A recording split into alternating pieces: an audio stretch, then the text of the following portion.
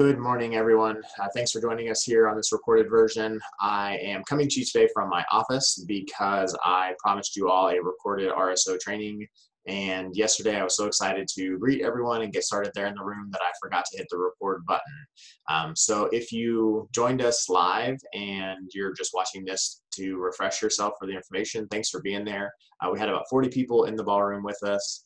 Socially distanced, wearing their masks, doing a great example of what it takes to be successful right now, and about an additional 140 people who participated on Zoom. So it was great to be able to interact with all of you yesterday, and then I wanted to be able to record this information to provide it to anyone who wasn't able to join us. So if you weren't able to join us, thanks for being here.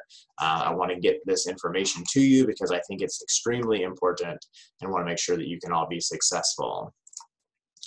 So we're going to start off with some introductions of the Student Life staff. If you have worked with Student Life in the past, you probably see a whole brand new group there, a lot of new faces. Over the past year, the Office of Student Life has had a complete turnover in staff. I myself started in April, so I am excited to be here at UCA and leading this new team. But my name is Jacob Turness. I am the Associate Dean of Students and Director of Student Life. So it's my responsibility to lead the Office of Student Life and manage the day-to-day operations. And I also serve as the Interfraternity Council Advisor. On the screen there, you also see Shun Ingram. Shun is the Assistant Dean of Student Life, or the Associate Director of the office. He is a UCA grad and has also been working on campus for several years, but he started in Student Life in March in his new role here. We also have De'Aaron Littleton, who is not full-time in Student Life. He's full-time in the Office of Diversity and Community, but we get him about 10% of the time to advise our NPHC chapters. We have Tajaro there. Tajaro is also a UCA grad and has been with the Office of Student Life since last fall, and he advises the Bear Den and does some of our programming. Taylor is our graduate assistant who we're excited to have this year. She is in her second year of her master's program, so we're excited to have her in the office helping with student organization management and a variety of different things. And then actually the brand new staff member we don't even have a picture for yet is Melanie Biggs. She is our new office manager, and she actually just started on Wednesday, so she's brand new to our office. Those of you who worked with us in the past maybe we're familiar with Miss T. She was our administrative assistant office manager for over 10 years, and she has decided to retire, so we wish her the best, and we're excited to have Melanie on to join our new team. So jumping in, we're hosting this training because it's important for us to be prepared for what this fall brings. I really believe that student organizations have an important role to play when it comes to bringing students back to campus and adjusting to the new normal of being spread out and having smaller events and wearing our masks across campus. And so I want you all to be leaders because I really believe that campus life isn't going to stop. It's just going to look different. It's going to look more like small, intimate activities. There's going to be less big events for right now. But those relationships are still going to be forming. That leadership is still going to be developed. We're still going to learn a lot. The co-curricular experience is still very important. You know, it's an important part of the college experience. And so I think, you know, all of us are excited to be able to be back on campus and not have to be fully virtual. And so we want student organizations to be leaders in that and modeling the way to help keep our students safe so that we can continue to be here on campus and enjoy the social interactions and the personal connections that comes from our campus life. That's why we do what we do, is because we believe in the importance of student life. So we want to work with student organizations and fraternities and sororities and every different group on our campus to make sure that we can be successful and make these adjustments. We also know that I'm providing you information based on the best information that I have today. But as we've seen over the last several months, the COVID situation is constantly evolving. And so the guidelines may have to change. So we are going to do our best to keep updated, to share information It's important for you to make sure that you have registered your organization on Cub Connect and have the appropriate officers listed on your roster, because that's how we will communicate, is we will send alerts through Cub Connect to organization presidents, advisors, and additional officers as needed. So be prepared to receive those. If you see RSO updates come in through your email box, please take the time to read those, because we're going to be trying to give you the most up-to-date information as possible. So again, what I'm covering today is the best information that I have available to me right now, but these may change and as we continue to evolve our approach. All right, so jumping in, today's going to focus on what our COVID-19 guidelines are for our RSOs. I'm not going to read you all that information there because we're going to cover that throughout the course of this training, but it gives you kind of an idea of the different areas where RSOs need to be aware this year. Some of these things may apply to you, some may not, but we want to give you this information so that you are prepared to do what needs to be done in managing your group this fall. So the very first thing we want to talk about is masks or face coverings. So you've seen in communication from President Davis, masks are required while inside all buildings, with the exceptions of if you're in your personal space. So like right now I'm in my office, the door is closed and I'm able to have my mask off so I can speak with you. If you're in your residence hall room, or if you have a private office space on campus where you're utilizing that, if you are in your personal space, you're able to have your mask off. Also, if you're eating, I mean, it's pretty difficult to have a sandwich through a mask. So obviously, if you're eating, you have the ability to take your mask off. We're also requiring masks outside when social distancing is not possible, or anytime you're at an outside event with more than 50 people. So if you went to the Conway days, you know, you saw that we were doing our best to spread everybody out and maintain that social distancing. But because of the number of people who were there, it was important for everyone to still wear their masks, because when there's more than 50 people, you know, the likelihood of moving around and interacting is pretty high. And so you won't necessarily be able to keep all that social distancing. We are offering, or the campus is offering, mask exemptions, and so that's coordinated by the Disability Resource Center. I'm just say that so that you know, as RSO leaders, that it is possible that a student, you know, has a pre-existing medical condition that would exempt them from wearing a mask, and they may come to your events. The Disability Resource Center is actually working with the VeriCard office to generate cards. So if a student has a mask exemption, they will have a UCA branded card that they'll be able to give to you to show that they are able to not have their mask on at your event. And so if that happens, you'll just want to welcome that student into your space and seat them in a place where they can be spread out from others to protect them and to protect the others that are at your event. As of 2 days ago when I checked, no students had applied for an exemption card, so we don't know how many there will be on campus this fall, but it is possible that may happen. As your organization begins to schedule events and meetings and those different things, there are several available spaces on campus that you have been using or maybe are interested in using. Just know that the building administrators across campus have been assessing those spaces and setting new capacities, and the individual building administrator is the best source for what can be allowed in those buildings and in those spaces.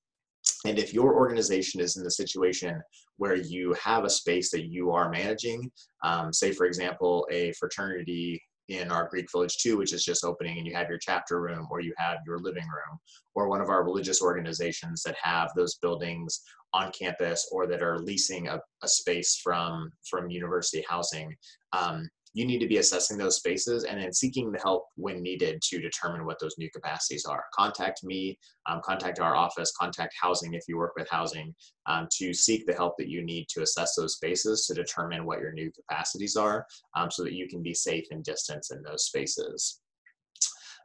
All of these places have new maximum capacities. You know, we are going on the state guidance, which allows for the possibility of up to 66%, but you have to also maintain 6 foot of distancing. So realistically, a lot of our spaces are now at 20 to 30% of their capacity, or their pre-COVID capacity, and setups may be limited as well. So, if you've had meetings in the past where you've had tables and chairs and set up in a square, you may not have that ability to do that anymore. You may have to just have tables and have your members hold their laptops or their notebooks on their laps, due to limitations with the needed steps to sanitize those tables between events. So just be aware of that. Work with the building administrators, the scheduling officers, to determine what sort of setups you can have. And then also just know that demand is going to be higher on larger spaces. A group of 10 people used to have a lot more options on campus, but now they need a bigger room. And so, and everybody's going to be in those same situations. So if a building administrator or a scheduling officer limits the number of reservations, just understand that they're having to do that to meet the demand. And so you may have to seek out virtual options when spaces aren't available for you. So speaking of meetings, in-person meetings are permitted as long as you can meet the appropriate capacity guidance for the space that you're in. And I've already mentioned, what that capacity guidance is, but the absolute highest is 66% of the former capacity. So if you walk into a room and see a fire marshal sticker that says that the room holds 100 people, the absolute max is now going to be 66 people, but you also have to consider 6 feet of distancing, so we're finding that sometimes limits stuff down to 20 or 30% of what the former capacity was. Again, that's kind of depend on setups. Are you using tables or chairs? Are you standing? Are people moving around the space? So just be aware of that, but you are able to have in-person meetings if you can safely meet and do that. Masks would be required in those in-person meetings. And then I would also encourage your organization to consider, virtual or hybrid meetings when possible. Yesterday I could have done our training presentation 100% virtually, but I wanted to demonstrate what a hybrid meeting could look like. And so, I mentioned already that we had 30 or 40 people in that room with us, and we were spread out, but I was simultaneously live streaming it on Zoom. So you could do that with your meetings. If you've got a membership of 50 people, but a room that only holds 25 people, put 25 people in a room together, socially distance, and then have the additional 25 people log in via Zoom to that meeting. And then the next time you meet, switch and have a different group of people in person and a different group of people joining that through that virtual option. So that's, in my mind, what a hybrid situation could look like. Or you could do a situation where you meet in person one week and hybrid the next 2 weeks, then come back together. So limiting those number of in-person meetings. Some of you may just decide that it's easier just to go completely virtual. I mean, I think we've all gotten better at using Zoom over the past several months. So if that works for you and your organization can meet with through sharing Google Docs and utilizing Zoom, do that. That's a great opportunity. You can still conduct a lot of organization business without actually having to be face to face. So consider the options that are going to work best for you. If your organization is going to be utilizing a large venue, so like things like the Student Center Ballroom, the Ida Waldron Auditorium, those may be available for you for larger events and larger meetings. But again, do understand that those capacities have been reduced to keep 6 feet of space between individuals. So yesterday we met in the ballroom, and I had a person tell me that one year at RSO training, they had over 400 people in the ballroom. And yesterday we had that room set up for the maximum capacity it could be at, and that puts it like at 130 right now. So those capacities have been reduced. And then anytime you're in an indoor space, masks must be worn. Again, regardless of the size of the space or the amount of social distancing, masks must be worn by your participants. If your event includes presenters or performers, there are some rules in place that would allow that presenter to take off their mask. So again, if you were with us there yesterday live, you saw me standing behind a podium the entire presentation. That is not my personality. I am a wanderer when I talk. I like to be up and interacting with people and move around the room. But I knew that if I stood behind the podium, I had the appropriate 12 feet from the next closest person. And so then I was able to take off my mask so that people could see my face, could understand me a little more clearly. So I stood behind that podium, and I had, I think it was like 14 feet before the front row. So I was able to have my mask off and speak to the audience, that way. If you've got multiple presenters or multiple performers that want to have their masks off, they also have to be 12 feet away from each other. Because as people talk, as they sing, especially if they're trying to project into a larger room, there's a lot more chance for those droplets. And so we've been instructed based on the state guidance that spacing needs to be 12 feet. So from each other and from the audience in order to have their masks off. If that's not possible, you can still have presenters, but they need to follow the mask rules and then still maintain 6 feet of distancing whenever possible. For outdoor events, you are able to host outdoor events, and you can do those without face coverings if you can maintain 6 foot distancing at all times. So think about what type of outdoor event that you're hosting, and if 6 foot distancing is possible at all times. And if it is, and it's less than 50 people, then you're able to to conduct that event without face coverings. If it's more than 50 people, or if 6 foot distancing isn't possible throughout the course of that event, then masks would still need to be worn outside. And it could be a situation, I gave the example yesterday, say your organization is playing softball. It might be times where you can have your masks off, like maybe your outfielders can have your masks off, but your first, second, and third basemen have to wear their masks because they're interacting with the base runners. And then you come back into the dugout and everyone has to have their masks on. So there may be situations where masks are being worn at some times and not others. But if in doubt, wear that face coverings, because that is definitely been shown to help reduce the spread. If you're having 50 to 100 participants, then you have to have face coverings, regardless of if you think you'll be able to keep 6 foot of distance. The guidance that we're receiving is with that number of people, the chances of keeping that spacing throughout are pretty slim as people are moving around and interacting. So you need to have those face coverings on. And so organizations should really realistically consider if you have the resources to make sure that these guidelines are followed. I want campus life to continue, but I think that we're probably in a better opportunity if we focus on smaller events, smaller interactions. So really think about whether your organization has the capacity to host those large outdoor events. Use an outdoor event, utilize the space, but focus on those smaller numbers. If you have a large event with over 100 participants, right now we are limiting that to campus guests only. The stroll off, for example, the Bear Den hosted as part of Welcome Week. In the past, community members have been invited to that, but this year we limited it to campus guests only. The Office of Student Life, so me and my team here, will conduct a preliminary review of all large events. And then if we think that it's possible that event can happen, we're going to coordinate with the university physical distancing work group, which will provide university approval. If there is a situation where your organization is hosting a large event with outside guests, then we as a university have to submit that to the State Department of Health for approval. So your organization will have to make sure that that additional step is accomplished. And so if that happens, you need to allow at least 4 weeks for the approval process. If you're doing limited with campus guests and it's right around 100, we may be able to approve that faster than 4 weeks. But it's really important if you're going to be hosting a large event to be thinking ahead and making sure that you're putting together a good plan, because we want to make sure that your organization is prepared for the amount of work that's necessary to host a large event.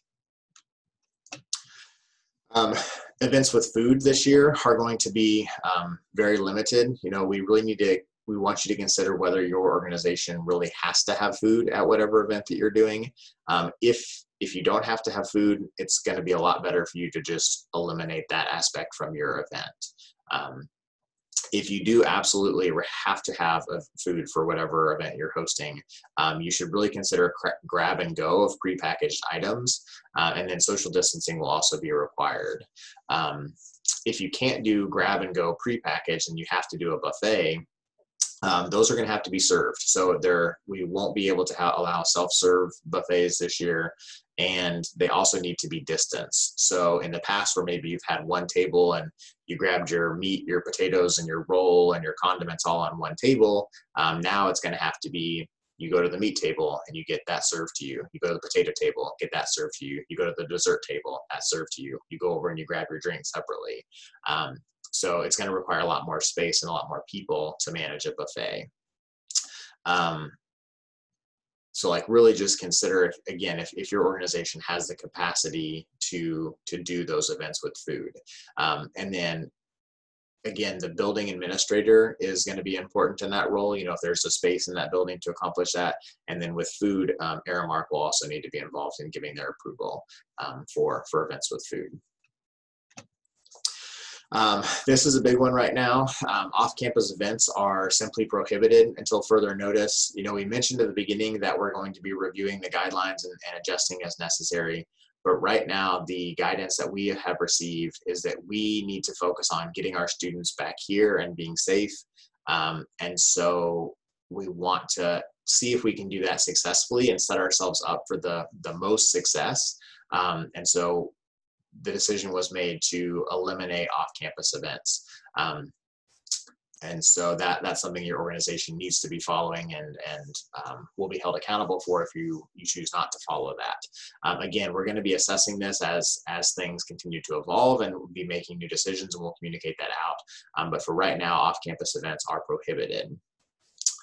We have had the question come up, if our organization simply, or members of our organization, so it's not really an organization event, but say a religious group, works with the church and then participates in a worship service at a church, that isn't a student organization event. That is a church, excuse me, that is a church event that members of the organization just happen to be going to.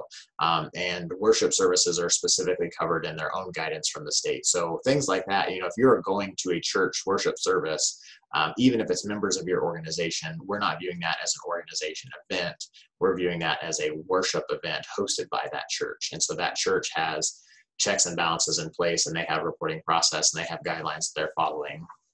So if you think that you have an example like that, where you simply have members of your organization participating in an event that's hosted by another group, and that group has its own guidelines specifically governed by the state, then you can bring those up to us. But if your organization is the one hosting the event, it needs to be on campus, or it simply can't happen right now. With that, we are really pushing organization registration or event registration right now. This has always been an option. It's always been something that has been required for some of our higher risk activities. But this year with COVID-19, we want all events to be registered on Cub Connect. So, here's some definitions that might help you determine if this is an RSO event. So if it's any function or activity that is provided by your organization to meet the needs of the members and or of guests, there's a good chance that that is an RSO event. So some of the, if it looks like this, so if an outside observer would say that that's associated with your recognized student organization, it probably needs to be registered. If your members took part in coordinating the event for the benefit of other members, then it needs to be registered. If your organization is sponsoring this, financing it, endorsing it in a certain way, then that's probably going to be viewed as an RSO event that needs to be registered. So again, just because students are participating in something doesn't necessarily make it an RSO event. But if an outside observer of our office can look at that and say, yes, that was definitely an RSO event, then you need to be proactive in registering that, and doing so ideally 2 weeks in advance, particularly if it's a larger or bigger event, making sure that you're doing it at least 2 weeks in advance. So we're going to go through the steps now of how to register an event if you've never done that before. So this process is on Cub Connect. It's not a new process. We're trying to use the existing tools as much as possible. So if you've registered events in the past, the process is still the same. The view here that you're seeing is the managed page of a student organization profile. So if you're an RSO officer or advisor, you should have management access. If you're not, please contact me and I can help work with your group to make sure that the appropriate people have management access.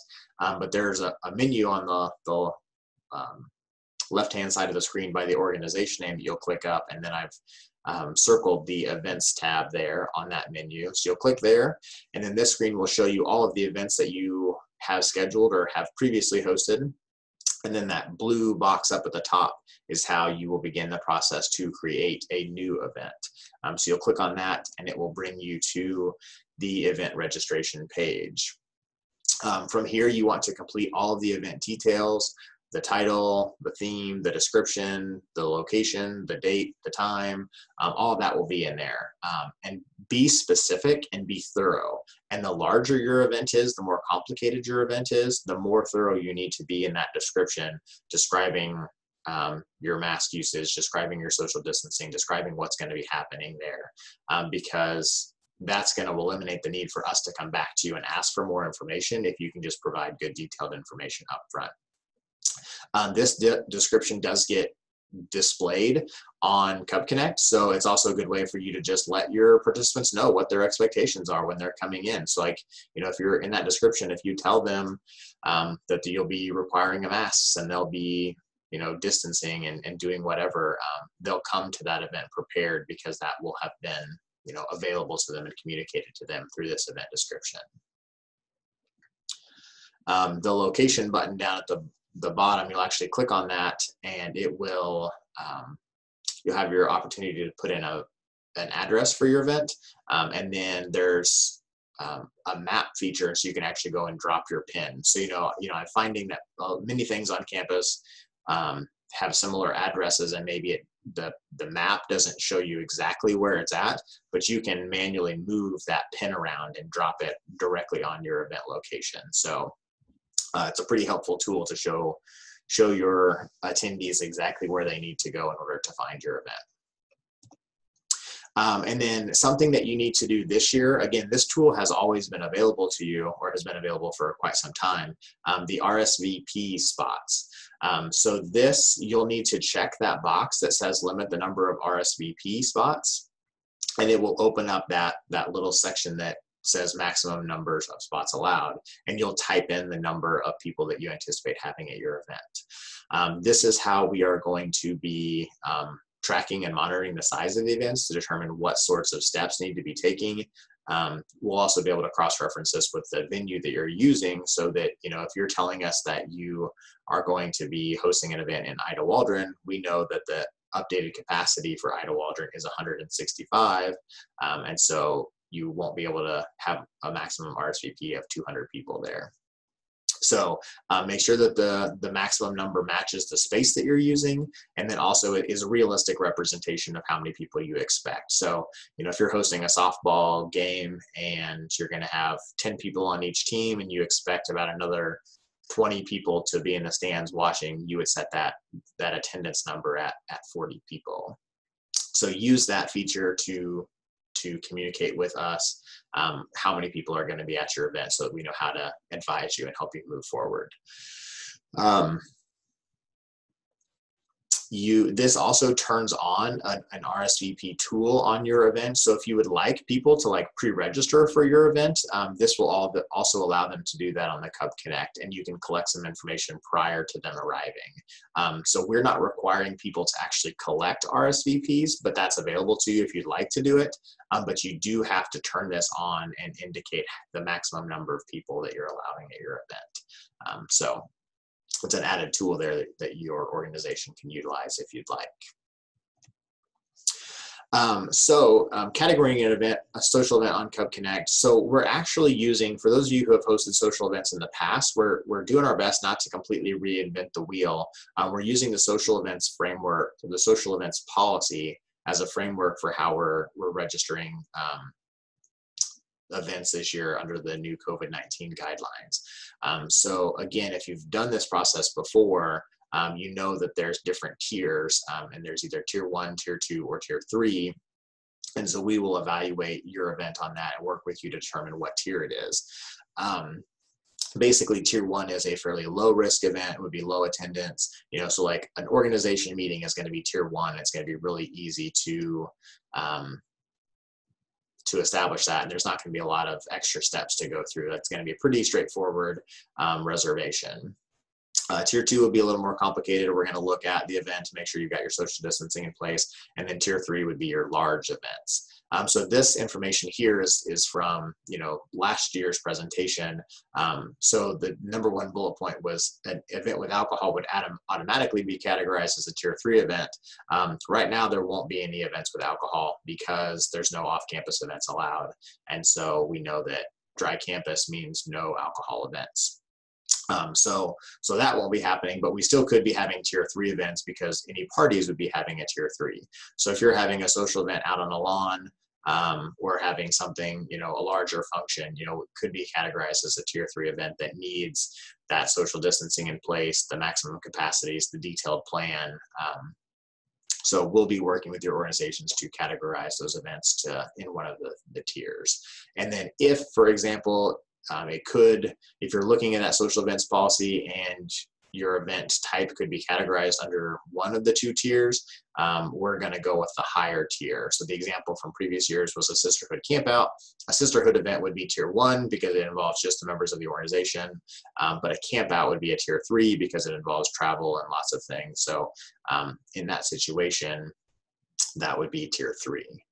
But again, these are using that pass system. So we kind of showing you the pass language here. A campout wouldn't be allowed this year because it is an off-campus event. So this slide shouldn't be taken as things that you could be doing. It's just trying to connect that we're not completely reinventing the wheel. We're using existing processes and language to help our organizations understand the expectations this year. Okay, we also want to talk to you about how you can track event attendance using Cub Connect. This is really an added benefit to you all utilizing Cub Connect and registering these events. And really it does two things. It helps in the situation that we would need to do some contact tracing. Having that good event attendance will help us and help your organization. And so it's good to be able to do this and have this. But also, this is just a feature that's always available to you and allows you some opportunities to follow up with individuals who've attended your events and gives you the ability to do some repeat recruiting and to communicate with those who've maybe previously expressed interest or connected with you. So we're going to talk a little bit about what that looks like. So the first thing that any attendee would need in order to be counted in your attendance is they would need to download the Cork app. So the Cork app is available both for Apple and Android. It's that little orange box that you see on the screen. It is directly connected to Cub Connect. If you didn't realize this, Cub Connect is a national platform that we utilize, and we're able to brand the website version of Cub Connect, but the app, unfortunately, is just branded for the national company. So it's just Cork across all the different campuses that they're on. So you'll search in the App Store for Cork and download it. And then once you log in to the UCA profile on Cork, then it automatically pulls everything from Cub Connect. So it's not an additional step on your organization's part. If the information is in Cub Connect, it is also in Cork. Just the names are different. So sometimes that provides some confusion. So people will download the Cork app and then they will log into their profile just like they would on any other UCA platform. Once they log in, they'll be able to see these different screens. So you'll see there at the top that it says University of Central Arkansas. That shows that they are logged in. If it doesn't say UCA at the top, it'll say sign in to unlock your campus experience or something to that effect. So you'll want to make sure that they're logged in. And once they're logged in, they will be able to see the organization listings. So if they're looking for specific organizations, they can do that. And it also puts all the events right there in their pocket. So this is a marketing opportunity for you. If you want students to be aware of your events, you can tell them, hey, take a look at us on the Cork app. You can find our organization. There's a contact us button on each organization's page in Cork, so they can reach out to you. They can also find out about your upcoming events and see all the events that are happening there. And then on that first screenshot on the screen, about halfway down the list, you see Event Pass. And so when it comes to tracking attendance, the students will click on that Event Pass menu and it will bring up this screen on their phone. So it brings up a personalized QR code for them. It'll have their, it'll have their name at the top of the screen, and then you will be able to scan that QR code to track their attendance into your Cub Connect event. So the students who are attending their events will have the Cork app. And we hope that every student on campus gets the Cork app because it's a great thing to have. Those of you who are running the event will also need to have the Campus Labs check-in app. So it looks, that little icon with the green check mark. And then these screenshots are the different processes that it'll look like once you have that app on your phone. So this is a separate app that will be needed by the event managers to scan people into the event and track their attendance. If you previously worked with Student Life to have event scanners, we used to have scanners that we would check out to organizations. We don't have to do that anymore because every person who has a smartphone has the ability to get this app on their phone. If you don't have a smartphone or you need additional scanners, we do still have those in our office and are available that you can get from us, but we're finding that most people can just put the app on their own phone. So that first screen there, you'll log in and get started. Every event in Cub Connect has an ID number, and you'll be able to find that on your events page. And so you type that in there and you'll click Start Session. It'll have you log into your university account, and then you'll have the ability to start scanning. So that second screen there, you click Start Scanning, you'll be able to see the QR code. So it shows there, Start Scanning, QR code. It will pull up their name. You will click the check-in button, and then they will be successfully checked into your event. If they do not have a QR code, or they don't have an event pass, or say for the examples of when we're able to allow off-campus events, or not off-campus events, off-campus guests, you can add people to your attendee list by their name or their email address. So if a student is a student but just simply doesn't have their Cork app, you can search them by their name and you'll be able to pull up their student account and check them in.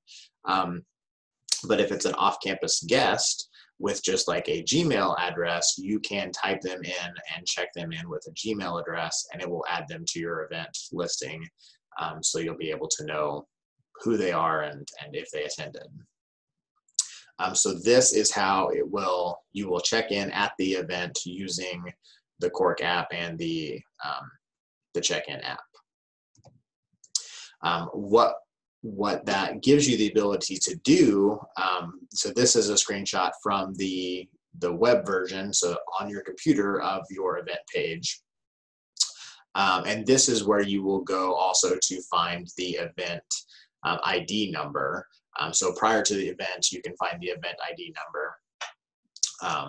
I've cut it off here because there was email addresses listed on this and I wasn't comfortable sharing that, publicly with everybody. But on this events, excuse me, on this event management page is where you'll find the ID number for every single event. But you'll also be able to see that track attendance.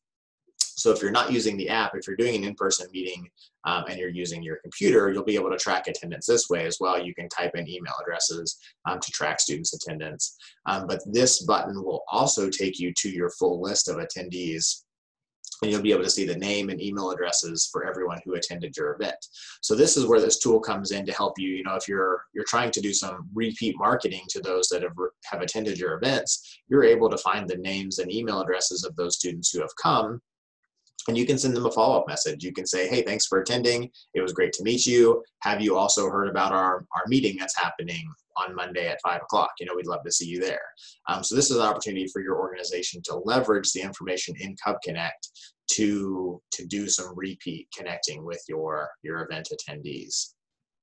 So it helps us, it helps the university if we ever needed to do some contact tracing, but it's also a benefit for your organization because it lets you know who's coming to your events, how many people are coming to your events, and gives you the ability to connect with them afterwards and hopefully recruit them into your organization or get them to come back to your future events. So this helps you eliminate the need to have like sign-in sheets where they give you their information. So this came out yesterday on the UCA social medias, and I thought it was just important to do to include this as well, because I really believe that student organizations are important. You all have an important role to play in demonstrating what needs to be done on campus, to modeling the behavior that we all need to be following in terms of wearing our masks, in hosting events that are successful, that are socially distanced, that are safe. So I know that student organizations are important. I know that you guys have an extremely important role to play on campus, and I think that we can. I think that together we can beat COVID-19. So I hope that you take that mentality. I hope you take that responsibility and view your power and your ability to make a difference on this campus. So I hope you take that to heart. So thanks for joining us today. If you have any follow-up questions, you are more than welcome to contact me. I've put my information there on the slide. You can also come down to the Student Life office, which is room 207 in the Student Center. So we're on the second floor. Happy to chat with you. Happy to answer any questions. Our office is here as a resource for you all to help so that you can be successful, and we can do what we need to do this fall to have the most productive semester we can, and to set ourselves up the best possible way to get back to normal life in the future. So thanks for joining us today. If you have any questions, please reach out. I'm happy to be here with you all, and go Bears.